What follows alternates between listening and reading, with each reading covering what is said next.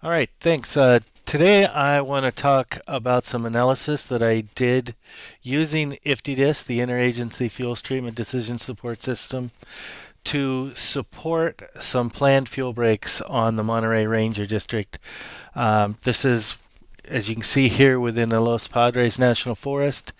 And the reason that I did this study was we've been building IFTDIS for the last 5 years, and we've come to the point where we start having some tools that are reaching a pretty good state of completion, and we wanted to go out and see if we could use these tools to provide some real world assistance to people that were working in the field.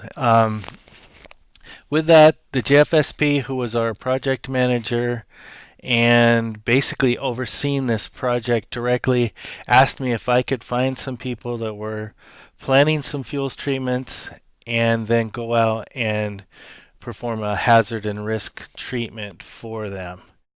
What I'm going to show you now is a really condensed version. I've got about, I don't know, 200 slides of different analysis and things, and I really pushed IFTDIS to its limits and past them in some places, and we can talk some about that as we finish. I'd like to keep the questions until the end, so that because we could go down into the weeds, and I'd love to go down into rat holes. So it would be good if we just kept the questions till the end, and then you can ask me anything you want, and I'm willing to stay on as long as you guys are willing to do so as well. As it says here, they were really looking at placing a set of fuel breaks around the perimeter of the Ventana Wilderness on the Monterey District. The fuel breaks, they've got 4 basic criteria. They want to be able to increase the efficiency of fire suppression, and that actually also means provide alternatives for fire suppression in keeping, they want fire within the Ventana Wilderness, but they want to keep it out of the surrounding communities, so reduce the wildfire risk. And then the last 2 are not investigated exactly in this analysis I did, but could be, the work I did could be used to support their further analysis of looking at reducing wildfire suppression costs and reducing the adverse fire suppression impacts. And basically, just to give you kind of an idea, I went through and did a number of steps while I was doing this analysis, and I'll run through each of these really briefly, and then there are much longer, more detailed PowerPoints and some written reports on some of the things that I did in each one of these categories. And the main reason to have this is to kind of show you what was done outside of IFTDIS, for example, a fire history, which based on kind of the after years project, everything that I did could be pulled into IFTDIS at some point in time. A little bit of the fire weather I had to do outside of IFTDIS because we don't have all of the functionality we need, but some of the fire weather was done within IFTDIS, and then the rest of the analysis was conducted entirely within IFTDIS.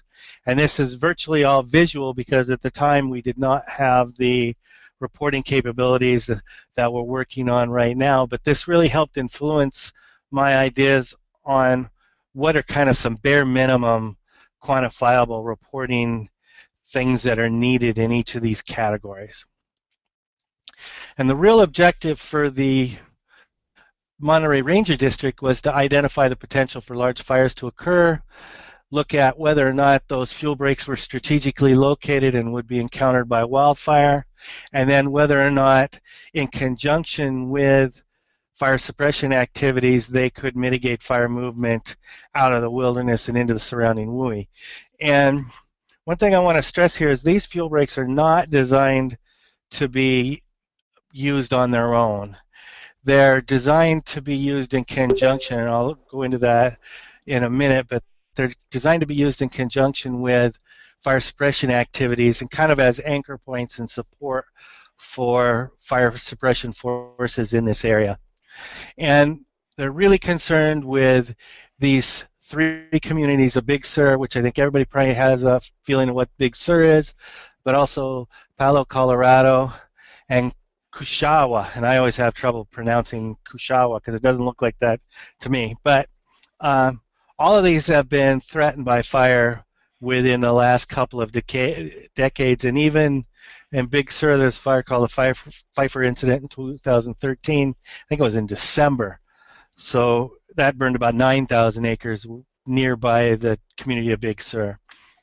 Um, they're proposing 19 fuel breaks.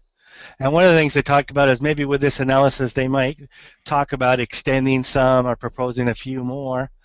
But they're wanting to reestablish this, and this is a key point, is these are areas that have been used before for backburning operations or as creating fire breaks, so creating fire line, but bulldozed line, because this is really steep, deeply dissected country. They want them to be maintained. They go through and they restore them, then they grow back, and then when they get another fire, they have to go through and bulldoze them. And what they want to do is maintain them in as natural a form as they want, but predominantly grass and forbs, that they can go out, like say a fire's threatening one, they can go out quickly, go through, burn off the top of the ridge top, and then use that black to then conduct other either more extensive backburning operations or in conjunction with dropping retardant or something along those lines. So removing the brush and the heavy fuels and really considering them as staging points that you can then go along and either construct additional line or use some of the other tactics that I mentioned. These fuel breaks, sometimes are connected, as these show here on the landscape, and I'm kind of trying to show, that they're, you can see where there's existing line or where they've been burnt out from before down into these valleys.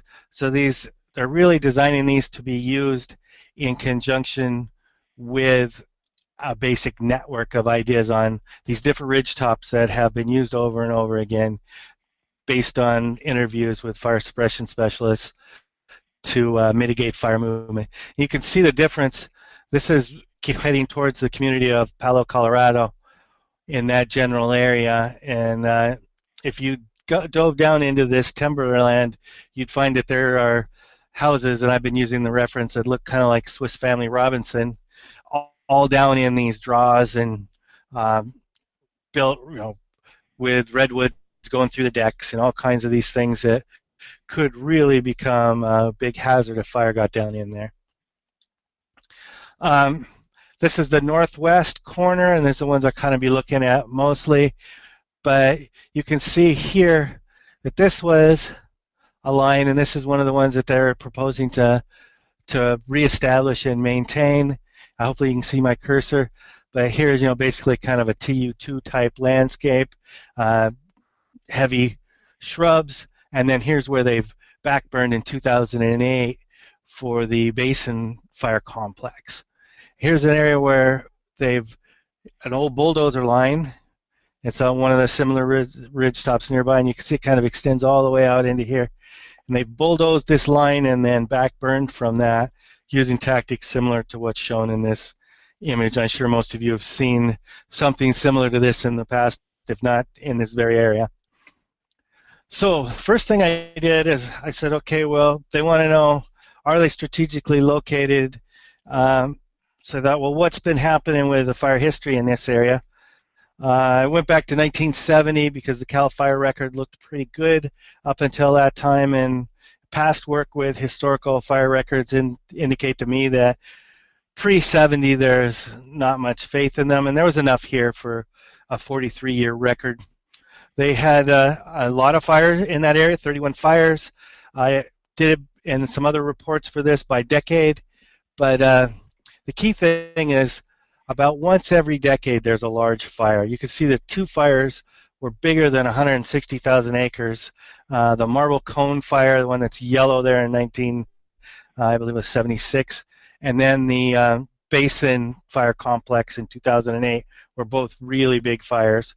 And but a number of others have been, really large, and about one fire per decade, and there hasn't been one in that area now. And going through there, it seemed like it was pretty much ready to burn again, given the right conditions. Were the fuel breaks in strategic located positions? Every one of the lines that they're proposing, or the fuel breaks that they're proposing, have either apparently been used as burnout lines, like is shown here on the Kirk fire complex, or were burnt over by the fire. And in interviewing the people, they said, well, many times they were going to use that line as a fuel break, or that ridge top as a fuel break, and burn out from it, but they couldn't get there in time. The fire had, by the time they'd gotten everything put together and got out and got ready to establish the break, it had already burned over. And if they had them in position beforehand, they would be able to get in and get set up and backburn, and might have had success at mitigating fire growth at that particular location. So then I said, okay, so what kind of conditions do these big fires grow? You can see I used, this is the 2008 record, and it's this common pattern that you see in almost all the big fires that I've looked at, the Hayman fire, the Jocko Lakes fire, this basin complex, where you have high temperatures in conjunction with low RHs, that the RHs don't go up and the temperatures don't come down at night, so you don't get fuel recharge, and you get these big fire runs. And I think that's probably pretty evident to all of you. And just to show that this particular area here, where we had this same pattern, what was called the Indian fire, that joined up with the basin fire to form the basin fire complex, all started on the 8th of June, and the basin complex started on the 21st. So you got these conditions, but those conditions aren't, in the Monterey area, aren't restricted to just using it during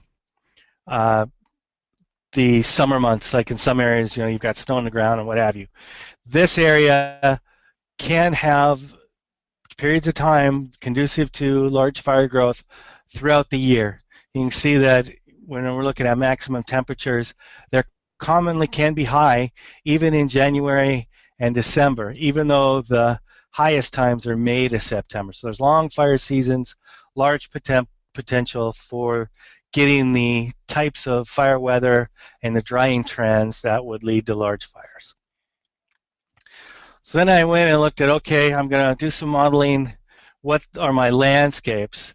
So at that point, we didn't have Landfire 2008 in IFTDSS, so I downloaded it from the website 2010, uploaded it into IFTDSS, and then using a rule set that I developed in conjunction with the interviews I had, my trips out there, my trip out there and the drive around through the area and walking down into it, and discussions with Phil Bowden, I edited using the tools in IFTDSS, I edited the fuels to reflect the conditions of 2014. A lot of this in 2010, the basin fire burned most of this shrubland area that's shown here as grass and shrubs in 2008, and the land fire, probably rightly so, had it modeled as grasslands. So I went through and did a lot of transitioning from grasslands to grass shrub models or shrub models. I didn't do much changes with the timber models because those were predominantly in the areas that had not been burned during any of these big fires, as you saw from the, hopefully could see from the fire history. Fire hazard analysis. There were, throughout the area, there's the chance for high flame lengths at the extremes. So, when we go up to the very high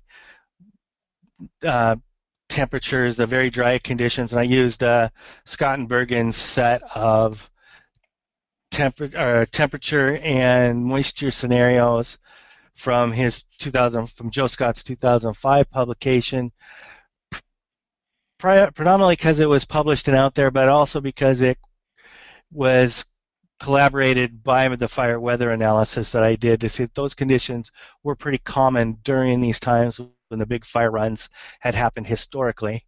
And this is a moderate scenario. So this isn't even a dry or very dry scenario.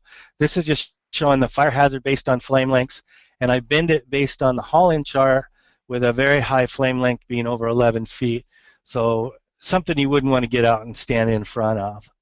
And across all of the moisture scenarios where you could get fire to burn, the three communities, and I just drew these big circles around them because it's very rural, very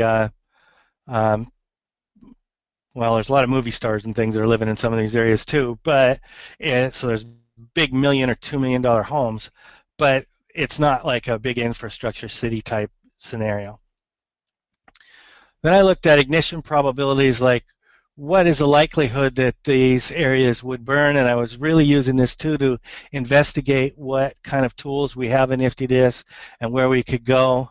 And it indicates some of the really things that you would think are common, that the moistures, when you get to moistures of about 10 and lower for 1 hour fuel moistures, you're going to get a high probability you're going to get ignition. Pretty common sense from a firebrand, and the same for lightning with the 100-hour fuel moistures. But to be honest, I think this is where, if I was going to suggest that there needed to be some more work in the science, this probability of ignition could use some work. We have the best tools that are out there right now that I'm aware of in IFTDSS, but this is one of the things that I could see as being a worthwhile research direction. So then I looked at fire growth analysis, and basically I did like 135 runs within IFTDSS. It's a 400,000 acre area. I looked at a lot of different scenarios, a lot of different winds. The predominantly big fires happen during the onshore or offshore wind scenarios. The most common wind, and I will have one graph showing that, is actually a wind out of the northwest, about a 300-degree wind. But I used the three scenarios, a 70, 220, and 300-degree wind, and for this I'm just showing these two scenarios. But you can see, Big Sur's down in this area using their ignition points that they're concerned about. And I did run some of these just single ignitions, but they were interested in, if all of these kind of fire break type conditions happen, what was the potential? And you can see that, basically with a 70-degree wind, Big Sur has a high potential to burn, even though it did back out of this ignition up against the wind.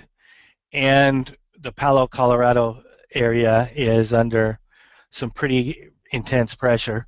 But with the 220 wind, the whole landscape pretty much shows, and this is a 24-hour, I ran the simulation for 24 hours under constant winds and constant fuel moisture. So kind of mimicking that, we're not going to get recharge at night. What happens if the fire burns over a 24-hour period? Then I looked at the burn probability analysis, and these took quite a while in IFTDSS, I have to admit, because I ran, again, that 24-hour scenario. IFTDSS is running the RENDIG program, which runs MTT across the landscape for each time that you designate how many simulations you want to run. So I ran 1,000 simulations, and each one of those simulations is placed randomly in that landscape by the model. And the resulting output is a burn probability based on a random ignition, how many times does that pixel burn.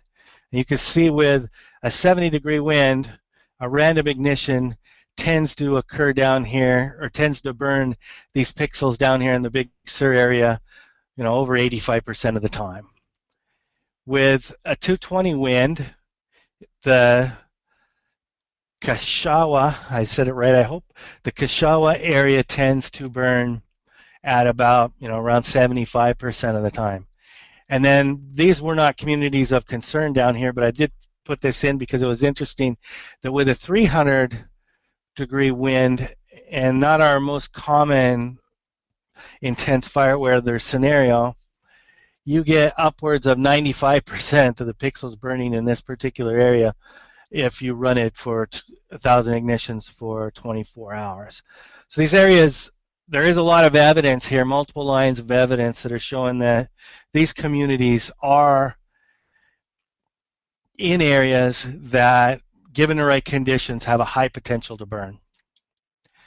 And so kind of just to reiterate what I've said, and I'm going to drop in a little closer and look at some specific things. You know, we were really interested in identifying the likelihood that the fuel breaks will be encountered and whether or not they would be able to help suppress fire movement. And they are in locations that have historically been burned by the wildfires. They can potentially lower flame lengths, and we'll look at some of those. And I have a lot of data that I didn't show with fuel breaks and without, showing these different moisture scenarios and how things change. And then I'll show some of these things here where, you know, like the lowered flame lengths and decreased rates of spread can provide the firefighters with alternatives. And my basic conclusion is that the best use of these fuel breaks is for anchor points to do additional fire suppression activities. And that's really what they're proposing them for. And, you know, that was what the question they were asking me is could I model that? And just to reiterate, we did see that, you know, there's multiple lines that the strategically placed fuel breaks are in the right places. They have been used for backburning operations before, and that collaborates what the there's, you know, fuel suppression specialists and firefighters have been out there for 20 years that, you know, told me that. But this collaborates what you get from, you know, the field. And when we go in and start looking, here's an area, you know, near Big Sur where they're proposing to have this segment. So it's three. They've called them in three individual breaks, but they're connected. And this is where they're proposing to build them. They probably won't be quite as wide as the polygon set that they gave me to use. So, you know, you got to use that with a little bit of a grain of salt, because I modeled this as if they were burning off that ridge top, and I used the polygon as the ridge top and then made that all unburnable. But here's what the model suggests under a 70-degree wind scenario where fire would move across that landscape. This interruption in the fire movement is Highway 1. It's without spotting, and showing it moving with the major flow paths from the MTT module that's in FlamMap, showing it move across the landscape pretty rapidly, and not much obstruction to get from these ignition points all the way to the coast. When you apply, you know, so then I modeled the fuel break, and then I reran the model with the fuel break in there. You can see that here the model is in this simulation space. The fuel breaks are stopping the major flow paths, so reducing the fire, but also you can see that these fires have had to move around the fuel break and then have burned across here as a much lower. And within IFTDSS, you can click on these and see, you know, these are all hourly burn rates, these polygons. So, you know, this might be hour 10, 12, 14, 16, 18, something along those lines. And you can click on them in IFTDSS and identify which ones those are. And if I had provided the scale, we could probably look at it a little better, but I forgot to. But the key thing is you can see how the fuel breaks are forcing the fire to go around them, and then the energy is dissipated such that in the modeling space, Highway 1 is stopping the fire from moving across this landscape in a number of cases. And even when it does spot over, it's not burning as intensely because the energy has been removed. When I then said, okay, well, what happens if you connect? Maybe they extend these lines out with bulldozers, or they drop retardant, or they, you know, get in and do some helicopter lighting when the conditions are right to burn out in front of these fires on the ends of these fuel breaks. What happens then? And you can see that having those alternative strategies in mind really could play well here, using these as the anchor point. You don't really want to send people out in this area. It's, you know, very steep country, hard walking. I wouldn't want to put anybody out in front of a fire in there. Um, but again, this is all modeled without spotting. When I Oh, sorry, this is just a bigger view kind of saying that, yeah, when we do put those in, they can be useful. The ones that are going to be maintained can then be useful for connecting. So here's a maintained one, here's a maintained one in the proposal, and then here would be how you might connect those two up and stop that fire from moving across the landscape, or at least slow down the movement to where fire suppression could handle it. And it's just indicating how additional line construction, retardant drops, and or burnout operations could be effective. But here's when I turned on the spotting. So just using that line, just burning out the top of that ridge top, or modeling at the top of the ridge top. I get excited like I actually went out and did this. But burning out along these polygon areas and modeling that those areas would be unburnable. But you turn on spotting, and you can see there's a very high spotting potential in this area, and tendencies for the fire to spot across the line, enter into receptive fuels, and keep on going until it hits the coast. But then I modeled, okay, thinking about back burning, I modeled burning out, and some of these on the landscape I used where it looked like they'd burned out before. I got in and some discussions with the fire suppression specialists about how extensive were the burnouts, where had they done it before, and you then just drew that on the landscape to see what that would look like, and simulated that they had burned out again using those same areas that they had burned out before. And these are probably basically some big areas, 4,000 feet, and that predominantly mitigated a lot of the spotting potential in this modeling space. But you can still see that one area in this particular section that I was looking at continued to have a area where suggested that there would be high ember production. And then repeatedly, I ran this particular simulation 10 times, because you're looking at a spotting probability, so not every time is the same pixel going to produce an ember. But every time in 10 simulations, the up pixel on this hillside produced an ember, which then landed in receptive fuels. And so then I started thinking about, okay, well, what could you do? And one of the things I was just showing here as an example is I modeled this as if they burnt out. So here's that hillside right here that it tended to produce embers. And then here are the receptive fuels on the other side of the fuel breaks. And I modeled this as if they had extended the burnout. But you could also think about it as they dropped retardant on this hillside, and maybe dropped retardant on these areas where there were receptive fuels, or position people out there on the other side of the fuel break to catch spots, or drop helicopters dropping water, something like that. But there's just alternatives in places where they could start thinking about, where am I likely to get high potential for spot fires to occur. And then that kind of shows that this repeated modeling, game playing, if you will, can give you some examples of things that you could possibly use in the real world, or at least let you know that there's some high potentials. Experience is always part of it, and you don't want to depend too much on this modeling, but it really does seem like the fuel breaks are located in positions where they could be used to support fire suppression activities.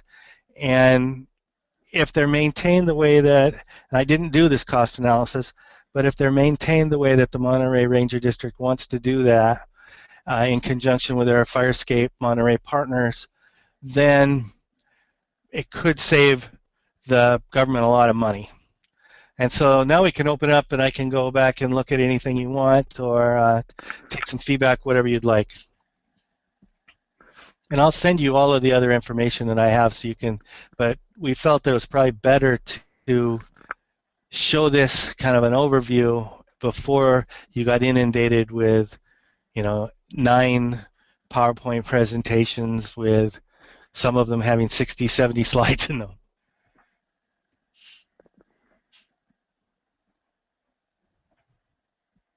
Did I lose everybody? Nope, we're here, Stace. Okay. Hopefully I didn't go too fast or. No, that's great. This is Caroline. I was going to ask you a question. That's you, Caroline? Go ahead. Yeah, can you hear me okay? Yes. Yeah, Stacy, this is probably just a modeling question that I don't know the answer to, but how can you determine which area is the high production ember area? For this particular analysis, all I did was just look at the areas that had repeatedly created embers based on the modeling. And then you can go and look, there's the ember production is always based on one specific tree, but it's based on the slope and the height of the trees, in the exposure to the wind, and a number of different things like that go into the model. So you could use that as well. But the way that I determined it here in this modeling exercise was I just ran the model a number of times. And that's would be, you can do that in IFTDSS right now really easily by just copying and then rerunning it. In the future, what might be effective for those kind of, like determining those areas, would be to batch run the model and then have some kind of an analysis that goes in and looks at where on the landscape you had spots or embers produced from. But yeah. All right, this cool. was more Thanks. manually. Yeah, no, that's cool. I knew you'd know. I was just curious.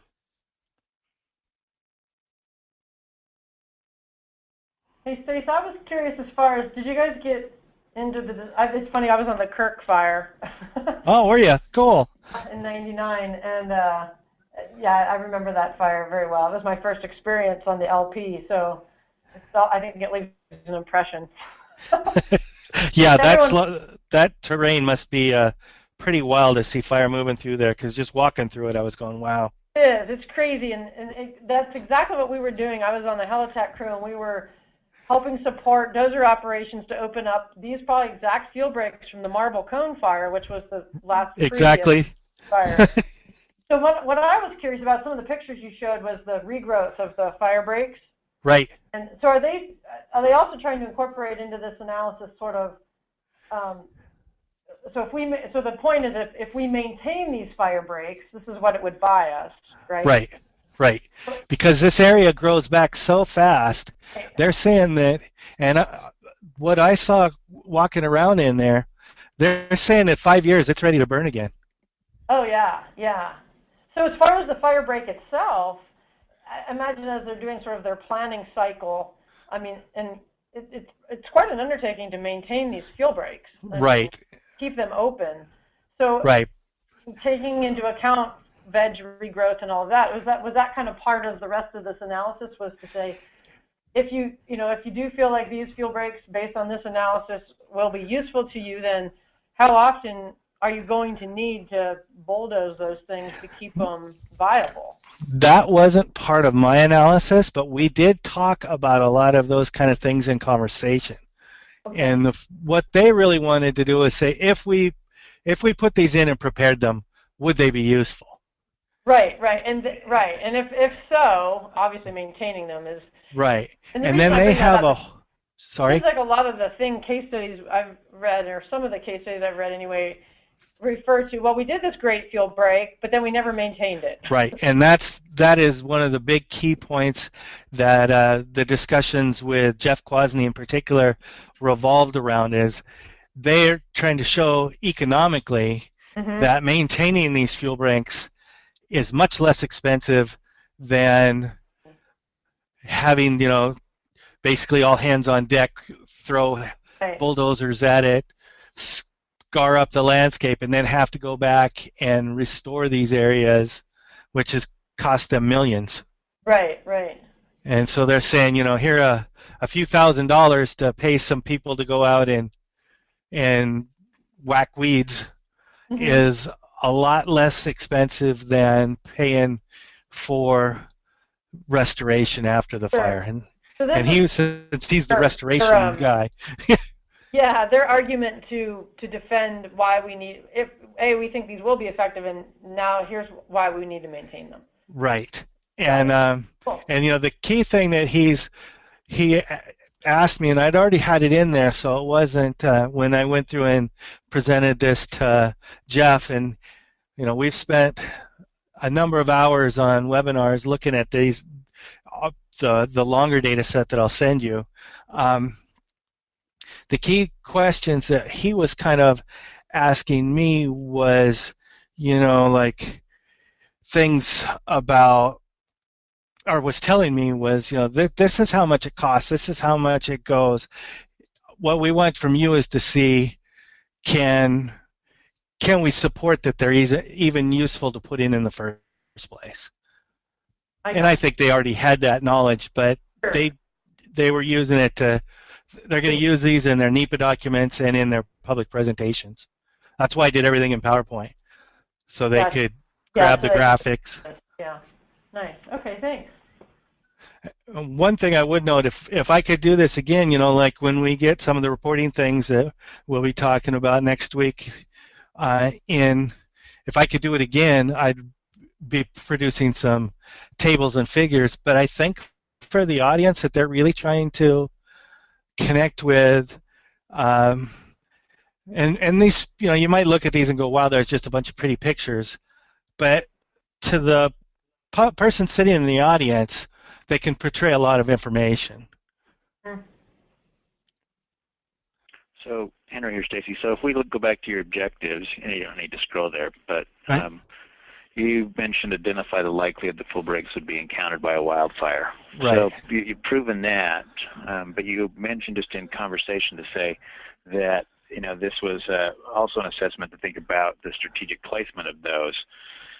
What was the outcome of that kind of exercise in looking at where they currently exist versus where they need to be, and kind of I think you said, if I recall, the objective was also identify potential new fuel breaks. Right, and the new fuel breaks would just be adding on to this additional web. The strategic placement was in line with that idea. Are they going to help protect the communities? And yeah, you can. And there's a lot of analysis that I didn't show here that does support that those areas where the communities are have a lowered chance of burning if those fuel breaks are in there.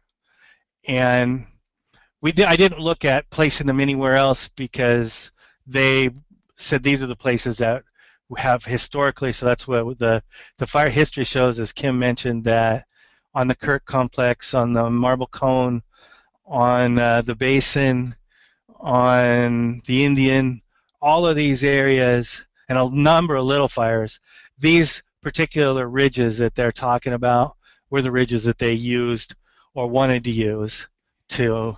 I got a bunch. One guy had kept all the old division maps and things where they were putting in lines and what they were doing, and I have a roll of them that I'm looking at right now on my desk.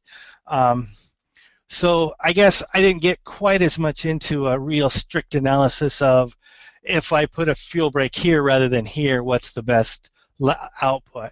You could do that, but I was really looking at strategically, are these placed in places that strategically can keep fire from moving into the communities and can be used to connect up to one another. Say, we're not going to get, well, they might, but it's highly unlikely that they're going to get the 10 ignition scenario every time they get a fire. So they might not want to connect the whole network or web like I kind of designed out in my modeling that we're looking at here. But if the fire started up in here, they might want to connect and put this line in. And one of the things that they were looking at with my modeling was, and I wish I keep thinking I've got IFTDSS here so I could scroll it over. But if you look at this line up here at the top of the page, there aren't any fuel breaks being proposed up in that area. And that's where one of the places that they thought maybe we should add some new ones there.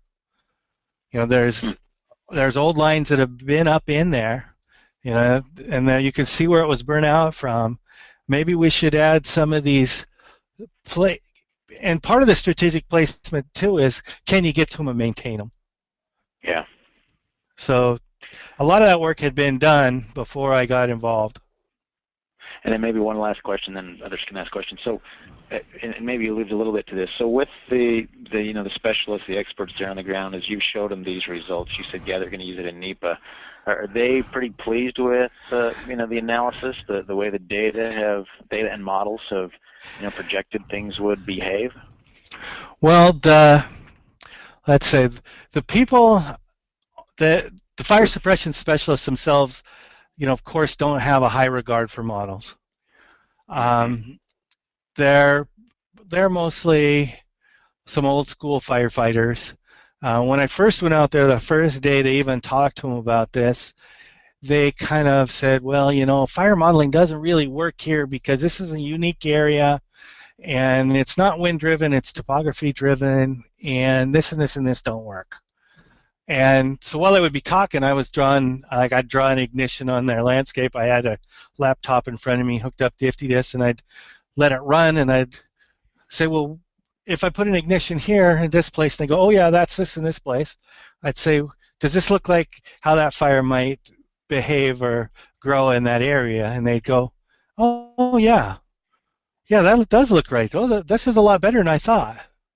And there's a few comments on land fire isn't quite right, and I said, well, yeah, I'm just using straight land fire now. If we adjusted this, what might you do? And they'd say, well, that's more shrubs than grass and things like that.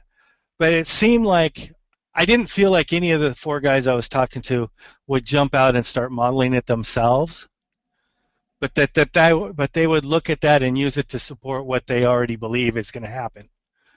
And there wasn't anything that I showed them, and I haven't heard anything back from anybody to suggest that what I've showed them is anything different than what they generally believe now.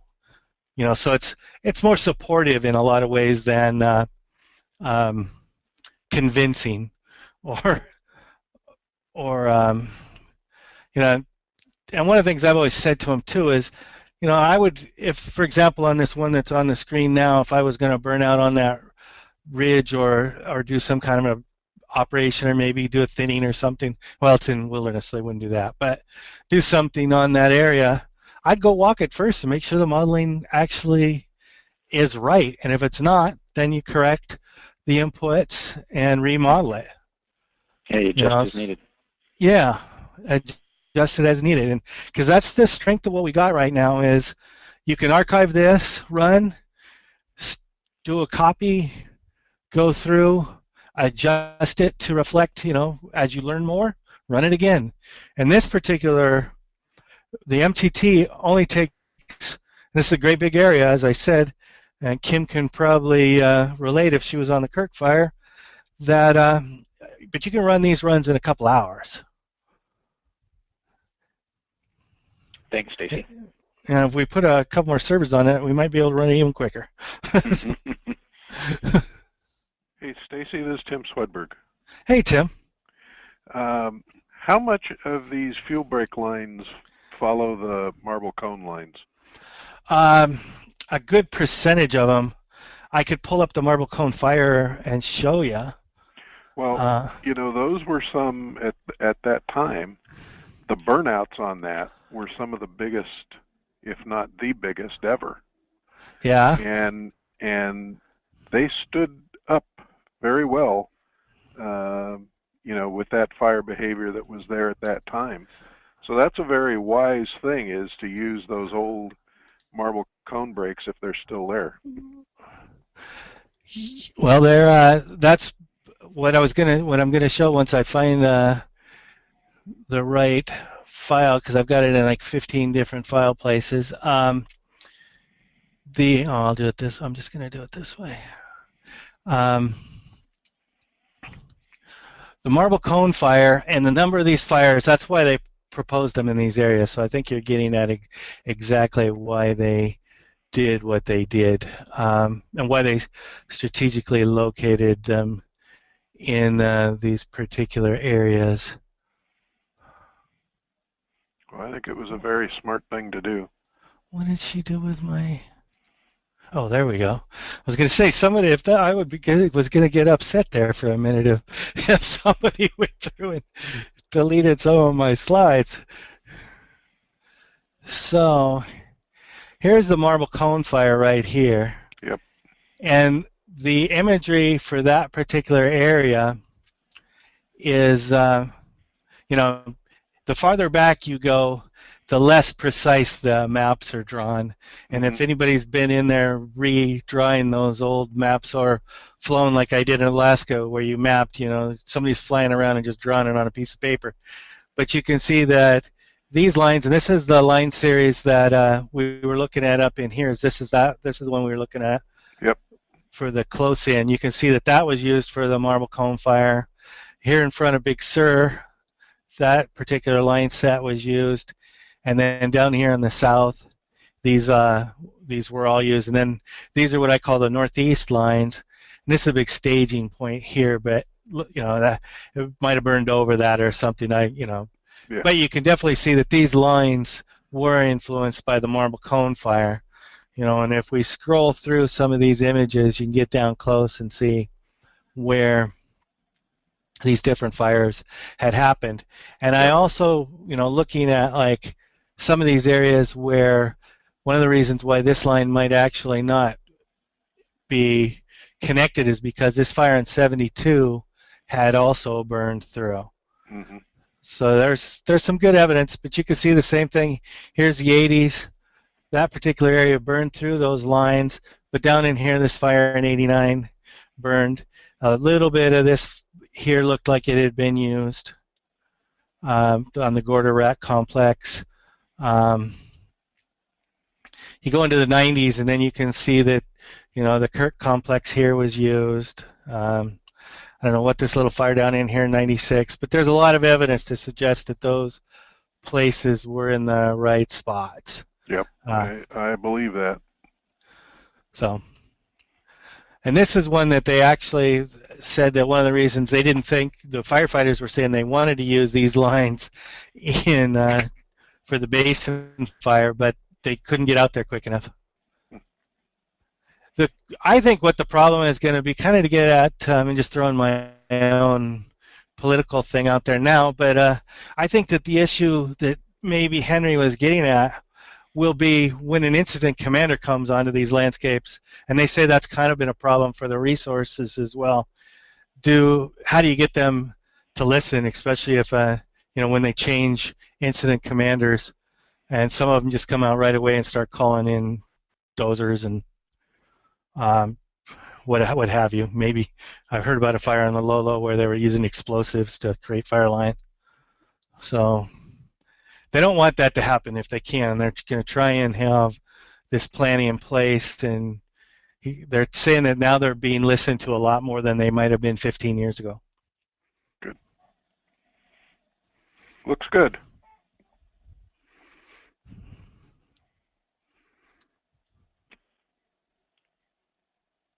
So another question, and since there's some silence, Stacy. So okay. I'm big on storyboards. So do you feel that there's, it sounds like you got a lot of information here that, you know, of course, you know, and I think we're recording this today, so, you know, that's great. So others could actually kind of listen if they'll take the time to listen and, you know, start to connect these dots. But would we be able to put this material in kind of a summarized storyboard so that, you know, maybe it could get a little bit more, you know, awareness, like you're saying, with incident commanders and other, you know, specialists and modelers and et cetera, so that they go, oh, yeah, what was done here. I think so, and I think it would be good to also, you know, see if they can pick some holes in it, because you know, I did this based on, you know, my experience talking to the guys out in the Monterey Ranger District, and then using IFTDSS to see what I could get out of it. So there, you know, right now, to me, the biggest hole, I was really frustrated when it was the first time I'd ever really used the ignition potentials stuff. And when I started digging into it and running scenarios and looking at kind of trying to see what the patterns were, like some of the inputs don't even change anything. Or you can have for the lightning ignition, you can have 300% moisture, and if you got deep duff, you're going to get an ignition. And that's just not right. So that's, I was kind of frustrating a little bit to see that. And to me, that's when we have that trouble. It's harder to make that storyboard not have a hole in it. Yeah. But well, that's okay to actually highlight that there's some weaknesses here. And so, you say this is where we saw the strengths, here's where we saw some weaknesses, and still tell that story. Exactly. But I think it would be great fun to do it, and I think we could come up with something, get some more input. I'd be all over it. Yeah, just to follow up to that, Stacy and Henry and others, we've been talking about sort of a outreach communication plan, if you will, for IFTDS and different things. And I know I visited with the Park Service fuel specialist a couple of days ago for national meetings, and that was definitely one of the things they're like, so we're, and of course they're thinking in sort of soundbite terms, I think, like we've got limited time, what, is there something you guys have that you could, hand over, we could share with the field the sort of how do people use IFTDS, for folks who are not here. And so we were, we think about like a little promo video but anyway, I think, Stacey, we could probably get together at some point and pick and choose some things here that we wanted to highlight and turn it into a little bit of a teaser, if you will, to kind of get people to say, these are some of the things you can use IFTDS for. And right. So anyway, I think that's probably one of the things we need to do with these types of case studies. And I know I'm in complete agreement. I think that would be great. And however you wanted to try to do it, I've got a lot of information now that we could go through. Sure. I kept all these runs, and important we could rerun them and whatever we need. Pick the parts of this that make the most sense given the audience. So. Right. I completely agree, Kim. I think that we could, stage this so that you've got kind of an introductory that just, whets the appetite, and if that's all they want, great. And if they want more, then we can go to more and more and more, it sounds like. So. Yeah, yep. And the best thing, the last thing is, the best thing we can do is be upfront and honest, with where it's at. Because where it has strengths, let's really tell that tale. Where it has some weaknesses, we need to communicate that so people understand that. So as they're working with it, they're not going to be like Stacy, frustrated. So I think that the more that we can communicate that part of it as well, that's going to help the user community work through things. Well, and from my personal perspective too, that also means that you've taken the time to really get in and understand how the tool is, and then understand where it can fail on you. And that's, I think, what people are interested in more in some ways, is where is it going to cause me problems. Yep. Caroline, did you have something, or was that someone else that had a question?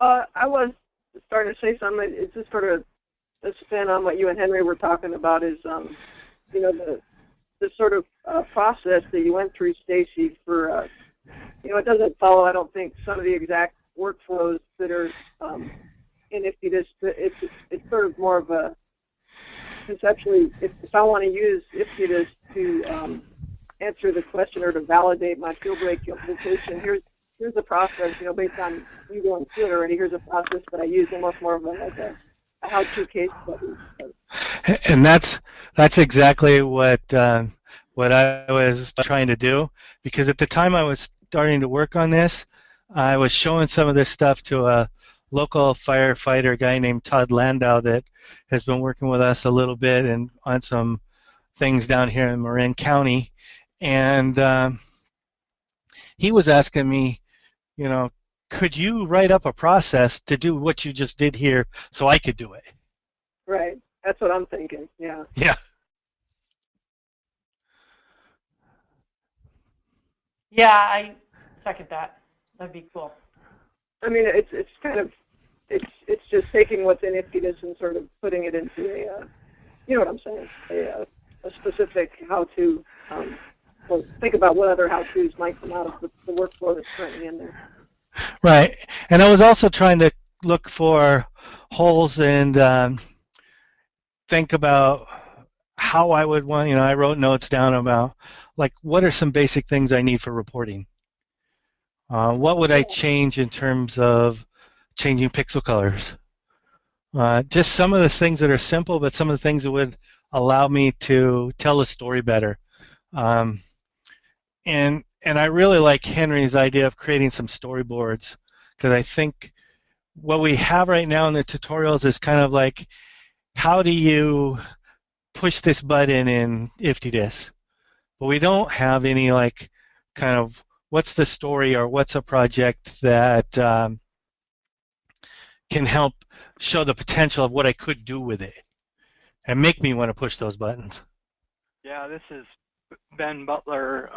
I think that seems to be a real trend anymore in application development as well. It's kind of less of the cookbook and more of the get you excited about using the tool kind of a thing. If you look at Apple doesn't write any help for their products, but they do a killer job at pretty much making a movie production for every release of software that they have. And at the same time, it generates interest, but at the same time, it also tells people how to do stuff in a real scenario. Right. Sometimes that's helpful. And what you have here is more or less an awesome storyboard. Make it entertainment for people, and they'll come. Yeah, I'm happy to hear that. I think that was kind of John Sissel and Mike Rauscher's vision when they asked me is, how do we put this into a context that's going to excite people and show people that, it really can be used for something that could be worthwhile. Yeah, cool. I like it. Yeah, there's actually a great TED Talk about that exact concept, and it's about Apple and marketing, and people don't buy what we do, they buy why we do it. Right. That's the whole premise behind the way Apple does business, and there's no reason why we shouldn't adopt some of that too. So they're a pretty successful model. Well, and well, for me, it was fun too, but also I learned a lot doing this. Yeah. And that's always a rewarding thing. And then, the guy on the Monterey Ranger District is saying, I'm telling everybody I know that you did this for me, and because I don't think we have anybody that can do this kind of stuff. And, so we're trying to kind of think about is like, how do we show that, yeah, this kind of stuff can be done? Yeah, I think that's sometimes it too, is folks may not understand where to start, or how you eat the elephant, or so to speak, one bite at a time, right? Well, this example too, I like, is it's not just writing a burn plan. It's not just a burn. It's actually a little outside of that, which is good. I mean, it's certainly applicable to prescribed burn planning and all those other things too. But I like that it speaks to a little different audience, which I think is helpful.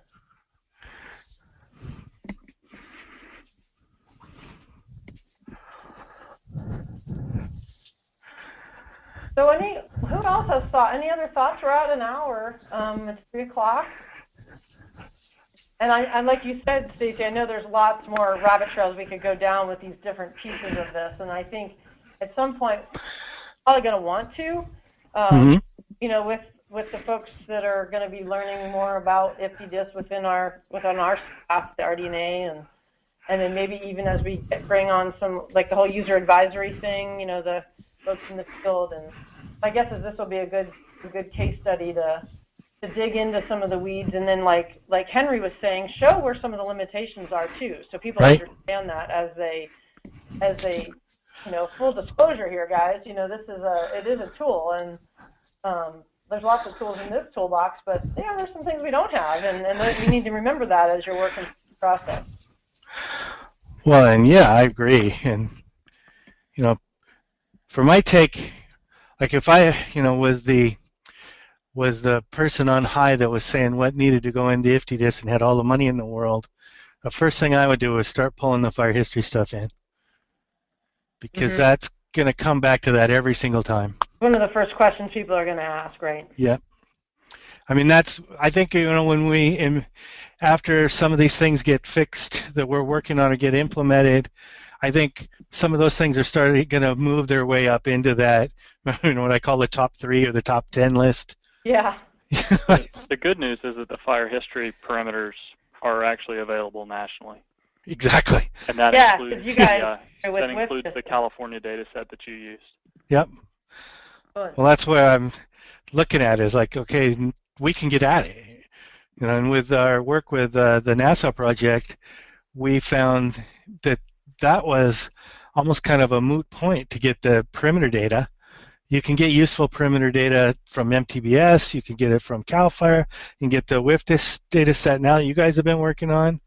And is it Karen Short has she been helping with the one that you have right now, or? Karen's data set has been, I think, primarily point-based. She may have a polygon data set as well. And, they do have a polygon, but it's been primarily point-based, yes. Yeah, Karen's has been focused, pretty much on that fire occurrence versus perimeters, but I think she's got some workings of a perimeter data set. We've got the IFTDSS version of the interagency historic fire perimeter data set is getting pretty robust anymore. We've got perimeters that go pretty far back in time, surprisingly. Some of them have, in the metadata for the polygon, it dates tree ring surveys and things. So folks are really shoehorning a lot of data into there, and then of course MTBS as well. We're starting to pull some of that into IFTDSS and look at ways to exploit some of those data. So. Well, and I think that would be one of the first places maybe we could look at this kind of integration of the data sets is how to pull that into IFTDSS. But that's not a decision I'll be making, but that would be one that I would definitely be interested in interacting with. Yeah, it's definitely high on the list is getting with our data folks, Andrew and Ben, and figuring some of that out for sure. Yeah, no, that's good. Anyone else have thoughts or follow-up things or things maybe folks see that any next steps or any information that we'd want to follow up with Stacy on at all, or the modeling perspective, Caroline or Dan or any of you guys from that angle?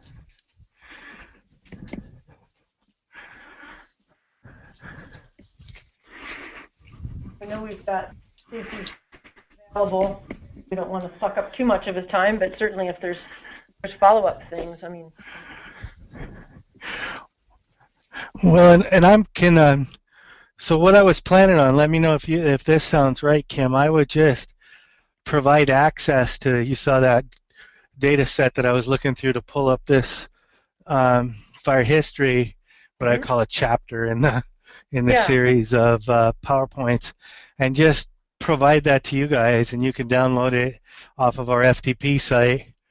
And that might start sparking some more questions too, because it's more in depth and really looking at kind of down some of those rat holes and kind of thinking about where things could go and what could be improved on, and how, if we do decide to build a storyboard on this, what areas to emphasize and what areas to say, okay, well, that's not really that interesting. Yeah, no, I think that sounds really good. Really good. And there'll be some typos in there, and so that's fine. it's more and more what I was working on. But the key thing is to look at to hopefully look at kind of see if the philosophy comes out and the techniques that I tried to use and why. Yeah, no, that's good. And that might prompt, like you said, some more questions or maybe. Right, and it might prompt an alternative approach that might work better. I'm looking at this as something to hopefully start working with you guys and move us forward and use some of your guys' experience. Just you being on the Kirk Fire and understanding some of this might help understand whether or not some of the assumptions I made were correct. Yeah. So do you have any follow-up plans with the Los Padres to do anything further, or is this kind of the end of this project? It's kind of the end for right now. They're working on the NEPA documentation, although they have hinted around about paying me to come do some demos and maybe do some follow-on work. I see. Okay. I don't have any more budget in the money that the IFTDSS money to do it. I mean, it'd be fun, but it was pretty much a closeout at this point. Alrighty. Well, good. Like I said, we've got this recorded, so what I'll do is I'll post the link for this, and you guys feel free to share with others as far as people you think might be interested, or certainly share within our staff, and then if you know of other folks that are wanting to dig into IFTDSS and are not quite sure what it can do for them, this is certainly a place to start, and maybe we can look at the recording. We might edit some stuff, Stacy, not for our use, down the road a ways if we decide to do something emotional with it, and I'll get with you before we do anything like that. But. Great. No, that'd be good, especially some of my hemming and hawing. Oh, it's okay. Yeah. Does anyone else have any final thoughts for Stacy or just for the group? We sure appreciate your time, Stacy, and glad you could jump on here. And No. Follow-up things once we can digest this a little bit. Well, my pleasure. This project has probably for this year. This has been my most rewarding thing I've worked on. Cool. It's I neat. really have enjoyed it. As things come together. So. Yeah. Well, it's like seeing these tools finally getting near that place we want them to be, where you can really use them. Yeah. Yeah, it's good.